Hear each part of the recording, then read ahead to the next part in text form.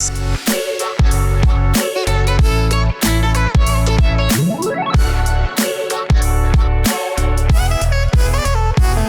right. Episode 2, season 2, Growing Unicorns.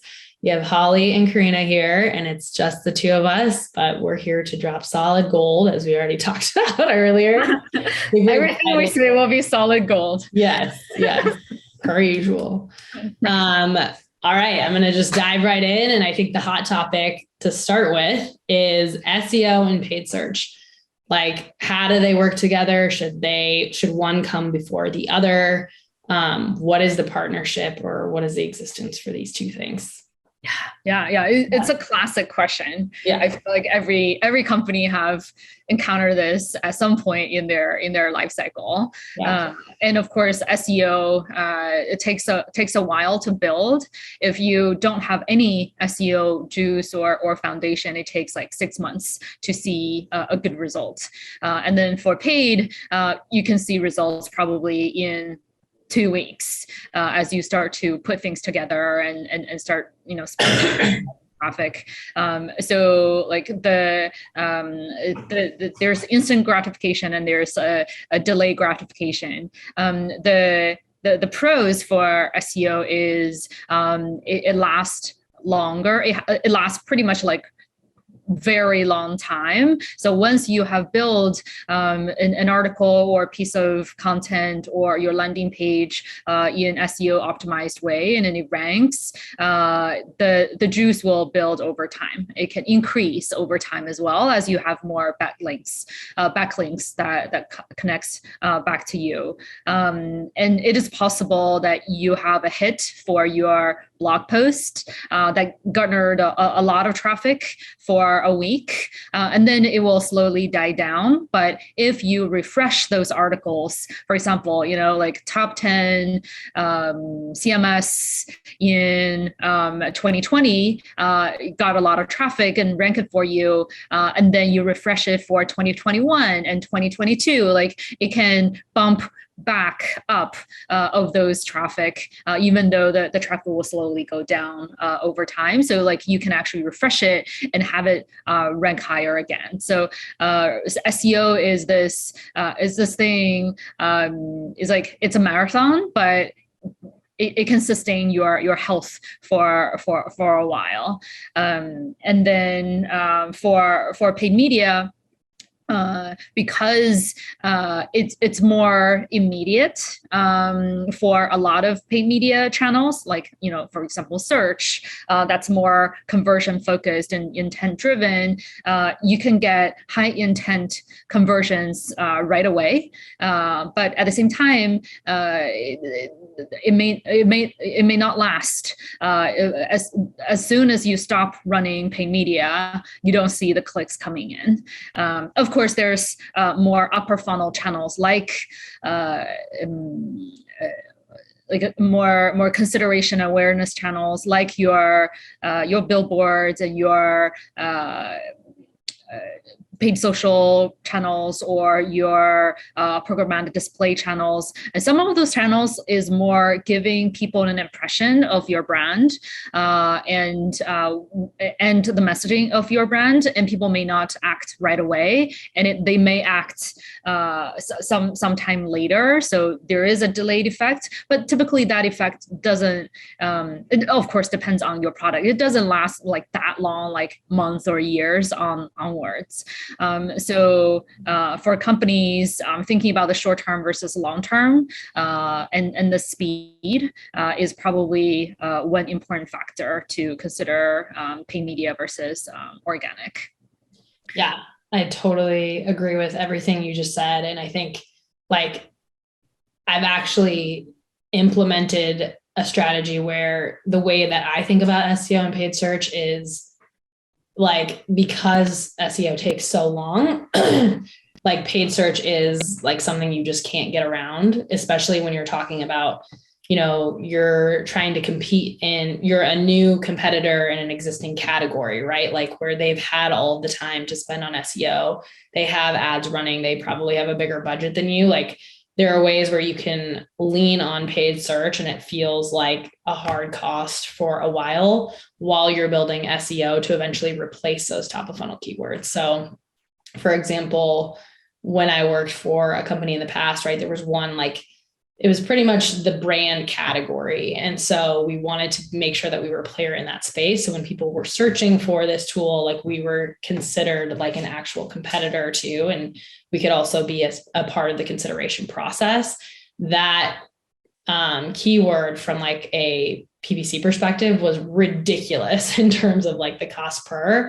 And so it's like, okay, let's pay for this now, because the opportunity cost of not being there with those competitors is big for us. And this was like a higher ACV, more enterprise product. And then with SEO, the goal is like, I do think that you should continue to pay for high converting, high intent keywords kind of forever, because it is just a really easy way to be there when the customer is ready to buy. But also replacing really low intent top of funnel keywords from your paid search strategy and trying to figure out how to rank for those organically, because then over time, right, you're not spending all this money just to basically like educate your users, because the chances that those are actually high converting, right, are going to be your like top 10 type search terms, or what is demand gen marketing, right? Like those are things where like typically that person searching that is not in a buying cycle typically. And so, yeah, that's the way that I think that they work together. And like the sooner you can start SEO, the better off you're always going to be. And I think it's also like dynamic forever. Like there's never like a point in time where you stop doing SEO. I think even once you hit stride, there's still opportunities to, like you said, like refresh your content or reposition or repurpose and continue building. But that's how I've seen companies that either I've worked with or worked at kind of not have to pad their paid search budget so much. Yeah. I feel like they can work together really well. The data we get from paid search, what keywords people click on, or like what kind of messaging people respond to, can definitely be used in crafting your SEO and content strategy. Right? And the best performing keywords probably indicate some kind of interest and intent from people. So you can build content around them. At the same time, your best performing SEO articles or content can be amplified by paid media. Right? You can put money behind actually driving people to those pages, and either to capture those interests or directly convert them. So like the data sharing and experience sharing between these two functions and teams are super helpful. Yeah, totally. And I think that kind of brings in also like the channel mix perspective, is like, once you can leverage SEO to hit kind of like the top of funnel, more like consideration, education phase, then how do we use other cheaper channels, right? To leverage, like, okay, if you've seen this like really top of funnel blog post talking about what is demand gen marketing, how can we retarget you elsewhere that you're living online, right? From a place of like conversion. So yeah. Like the retargeting is the secret of like actually converting those top of funnel interests, people who may not be ready, to actually, nudge them a little bit and say, well, like, what do you think? Or like, here's more resources, and help them to do better research and better educated to eventually convert. Yeah. Awesome. What else? Anything else on that topic? I'm always fascinated by the topic of brand search.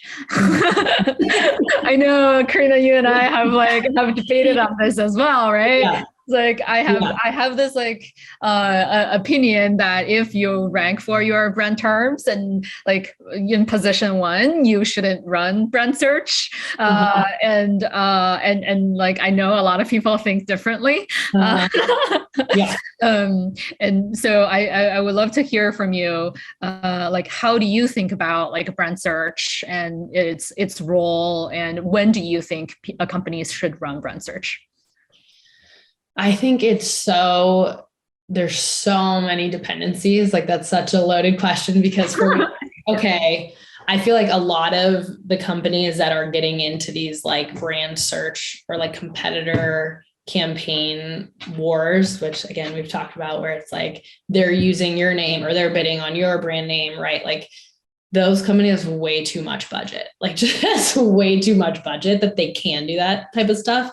And so when you're talking about a company where it's like earlier stages, we're just trying to figure out scale from a paid perspective, like, yeah, if you're already ranking, it doesn't make any sense for us to start like even creating that problem for ourselves or like wasting the budget, right? Right now, we need to focus on like scaling an actual engine that is going to be headed towards like company or customers that are actively in a buying cycle, which typically too with more of like a product led growth or a product that there are a lot of users who may not be buyers, like how many people are actually clicking on that, that's another issue, right? Where like how do you separate, and I loved, this was a total huge tangent, typical Korina with like ADD, but when you have a product where your users are coming to your homepage to both use the product, like they're an existing customer and they're signing in, versus like they're a new prospect and like we're for acquisition, how do you separate like those users from everything that you're doing on the paid search side?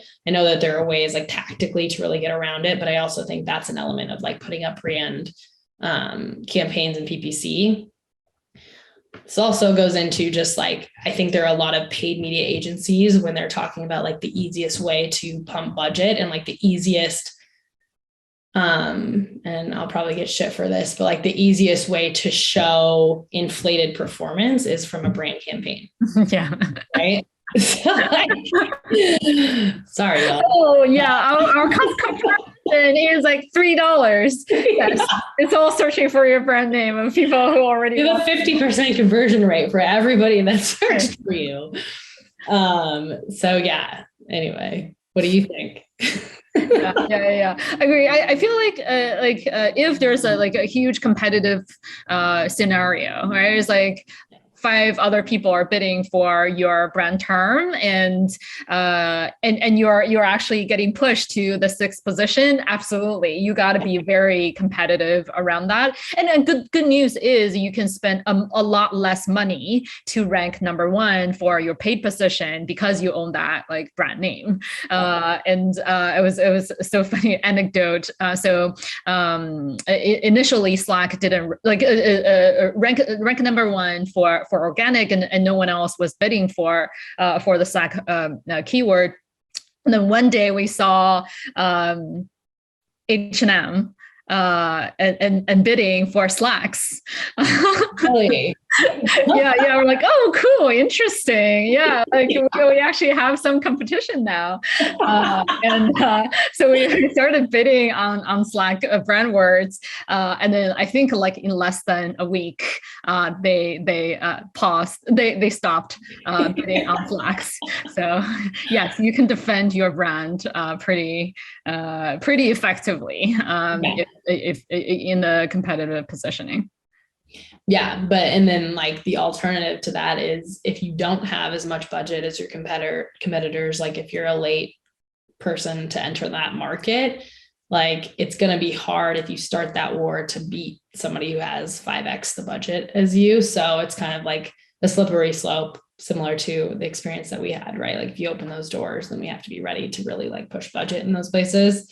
So yeah, and then I think from like a management perspective, I've seen in my experience just working with paid media agencies and just in my past experience where there's not typically somebody managing the relationship to understand like what the difference is between a brand, campaign versus like a non-brand campaign, and what the different keywords like how we should be bidding. And so it's very easy to show high performance on brand, obviously, than it is for just non-brand keywords. Yeah, yeah. In early days, I think like a non-brand is like a no-brainer, especially the category you belong in that's more functional and utility based. So like what the product actually does and bid on those non-brands to capture those lowest hanging fruit of people who are looking for a solution like you. And then like I think the topic of, oh, should we bid on something that's more top of funnel, right? Like, should we bid on remote work, or should we bid on future of work? And those keywords sounds very good and pertinent. It's like, yeah, of course, we're a like future of work tool, but people who search for those keywords are very top of funnel. Right? It's so for a smaller startup, you don't have that amount of budget to bid on those keywords, like you said, but for a public company that has like tons of money and just really want to own that particular conversation and will just like show up in a big way with its brand and its like thought leadership of like what future work means and want to share that and build that context around it. Yeah, like maybe, but it's really important to set expectations to understand what is the goal of that particular keyword. It's probably not going to convert into a customer. It's probably more like, oh, let's build a conversation around it that eventually will convert, hopefully like sometime down the road. Yeah, 100%. Like, I think that falls back into the example that I was sharing earlier, where it's like, yeah, if you're new to the market, or there's like, you're lacking brand awareness, and there are people who are earlier to the market, or companies that were earlier to the market and have a lot more years or budget on you in the space, like there is a strategy that the goal is not conversion for certain keywords, but it is brand awareness and being able to show up in that space with those other competitors for something that you're new to or that we lack brand awareness for. But it's just setting, the precedent or the initiative that like, we're not trying to convert with this, but it's like, we need to be a player in the space and show that we live here. So if it is remote work, like we are a remote work tool, right? And we also can compete with these other people that are as well. But then there needs to be a longer term strategy of like, how can we show up there without paying for it at a like $50 cost per click, which is never going to convert for us over time. Yeah. So that's where like SEO would come in through there. Yeah. I feel like sometimes people think about the role of a channel in a very singular way. So say like, oh, search is a conversion channel. No, not necessarily. Search can play a lot of different roles, just like TV can play a lot of different roles. Like there's performance TV, right? It's like, Ryan Reynolds is very into like performance TV. So, that's a thing. So yeah. The role of the thing of the channel is not singular, and it can serve in many different ways. Yeah, absolutely. And I think that's like, you can fall into a whole line of like thinking about attribution. And I think there was this era that was happening, it's probably still happening, of like marketers, especially in the B2B space, especially when you're talking about like enterprise high CV products, where you had the CFOs being like, every dollar you put it out in that market, or every dollar you use as a marketing team needs to be like spelled out for like, what did that bring back in? And like, we just know that marketing doesn't work that way. Like there are some angles where we can capture existing demand very quickly and find high intent and using and leveraging those channels. But what about the rest of the funnel that is like not there yet? Like, what are we doing for those? And there are ways to target those people, I feel like, in every channel, right? But it just needs to be the understanding across the entire org that like, not everything in marketing is dollar in, dollar out immediately. Yep. Yeah. Cool. Okay. Let's move on to the next topic. So next topic is, should companies hire growth marketers or product marketers first? So obviously being very specific about, new marketing orgs or just new companies in general or early stage. Yeah. Yeah. It's so there's two questions. Is like, should you hire a growth marketer before product market fit? Or, and there's like, should you hire a product marketer versus a growth marketer as your first marketing hire? Yeah. Yeah. It's partly is partially is like the complexity of the product. And your existing skill set on the team. A lot of times the founder, CEO is the de facto product marketer. Like they're the storyteller from the very beginning to tell people, oh, what this is and what he does, and actually talking to customers about the product. So they're typically, like, the founder is typically the first product marketer. And at some point, as the company grow and scales, and there's a lot more that needs to get done. For example, like actually like writing down these messaging in a sales deck, or like translating these into a website landing page, or do a little bit more research around competitive scenarios and create the battle card for the sales team. Or, actually creating a thought leadership piece to target your audience, and or just like, oh, like the product launch becomes more frequent, so you want someone to actually manage that go-to-market process, to make sure that particular feature that you are launching next week is, well, hopefully not next week, like next month, is like has a clear messaging, and every team is stay on the same page, and coordinated about the launch, and like all the PR efforts and the communication efforts and go-to-market efforts. And that's actually like a lot of work. So that's when companies should consider hiring a full-time product marketer to manage all of these above pieces. And so that's like when a product marketer is needed. And then there's like when is a growth marketer is needed, and typically your founder is also the first growth marketer. Is like they're helping to make the deals, and especially getting early customers, and they're and then as the company grows and scales, then there's a need of, well, like, our website sucks, so we need to like actually build a website that converts, and we want to optimize for our SEO, and make sure our technical SEO is good, and we get our H1s at the right place, and anchor tests at a good place, and actually creating content that like, and actually like the people that comes from the various content actually convert. So you have landing page testing, etc., and then not to mention like paid media, which is at a scale stage. My personal opinion is that you want like a product marketer can be hired before product market fit, because you're still like testing the different messages, and the product marketer can be really helpful in helping to run that process of testing your messages, versus a growth marketer. I do feel that you want a growth marketer after you have early signs of product market fit, because you can scale things like really fast and there's all the growth hacking tactics, but if the product is not what the market really needs and wants, soon enough that will fail, and that's like fake interest and fake growth.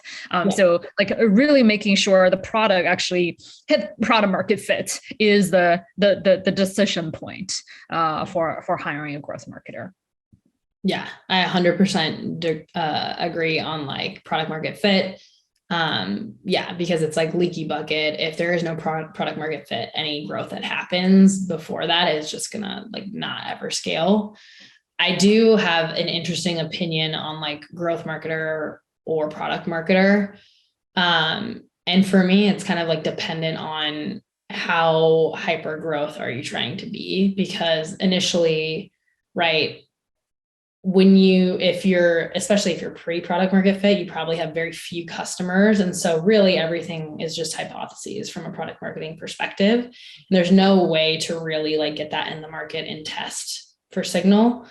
And so for me, it's like, you're better off having a growth marketer who can actually like take what would be probably medium quality hypotheses because they're not a product marketer and like get that signal in the market first.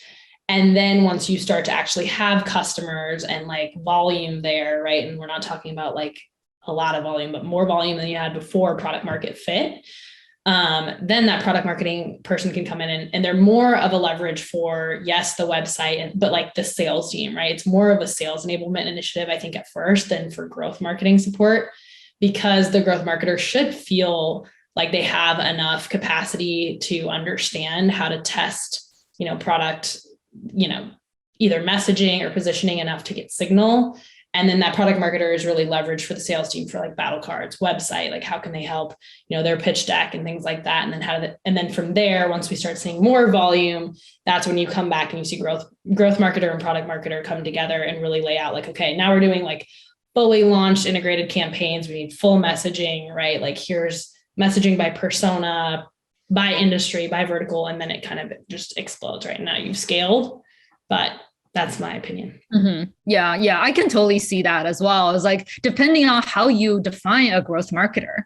Yeah. It's like if the growth marketer is actually a full stack growth hacker / a generalist, and they can do lots of things in early days to figure out actually like what's your go-to-market messaging is. And in that sense, it's like the generalist marketer who's like can write somewhat.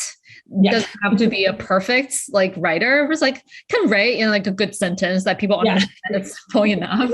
And they can actually like, create a unbounce page on their own and just like launch it next day and just like test it. And that's ideal. It's like, oh yeah, like let's get some signal so that we can craft and iterate. I can totally see that working as well. Yeah. And of course, if you have the budget, hire both. Yeah, exactly.